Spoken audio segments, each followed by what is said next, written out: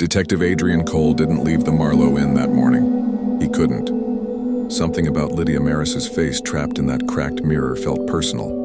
Not just another case to close, but something calling out to him. He spent the day questioning the staff. No one wanted to talk. A maid whispered that room 9 used to be locked for years after the accident. When Adrian pressed her, she crossed herself and walked away. That afternoon, he went back inside the room.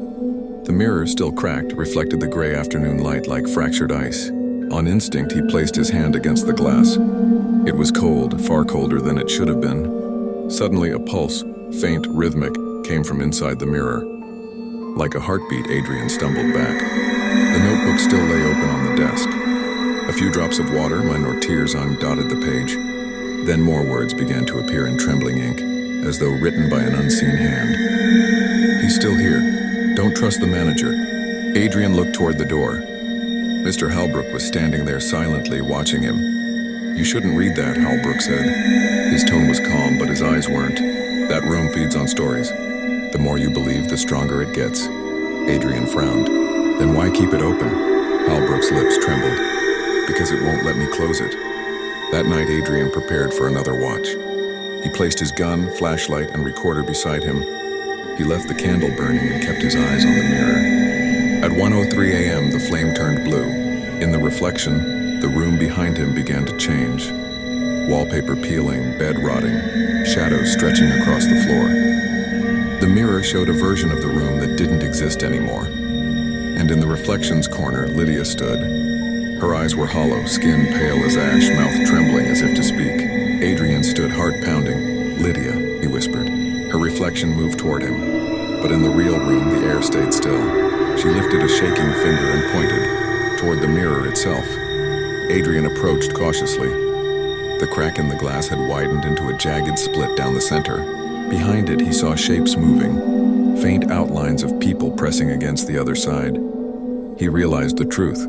The mirror wasn't showing reflections, and it was a door. Lydia's voice came through, faint and broken. He trapped us, all of us. The man who built this place, and he feeds it.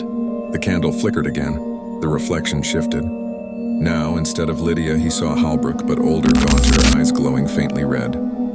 You shouldn't have come back here, the reflection hissed. The real Halbrook burst into the room at that moment. Get away from it, he shouted. But his voice sounded less like fear and more like command. Adrian aimed his gun. Tell me what this is. Halbrook stepped closer, face tightening. A mistake from 50 years ago. The Marlowe Inn was built over an orphanage fire. The owner made a pact. If the spirits stayed quiet, the place would thrive. But he died in room 9, and the deal didn't end. The mirror began to vibrate, a low hum filling the air. Lydia screamed from inside the glass, pounding her fists against it. Cracks spread outward like veins. Adrian fired at the mirror. The shot shattered the glass, but instead of breaking, it exploded in a burst of freezing wind. Shadows burst from within, screaming as they tore through the air. When the wind stopped, Adrian opened his eyes. The mirror was gone, so was Halbrook. Only the notebook remained, lying open on the floor. New writing filled the page on thank you.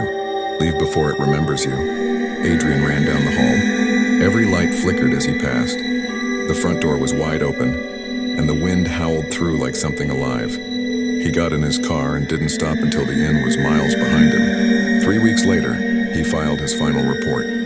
Case closed, he wrote, though he knew it wasn't. The Marlowe Inn burned down a month later. No cause was found. But among the ashes, firefighters discovered one thing untouched. A single shard of mirror still cold to the touch. And when the light hit it just right, it showed a reflection that wasn't there. Lydia Maris was smiling, and behind her someone else was watching.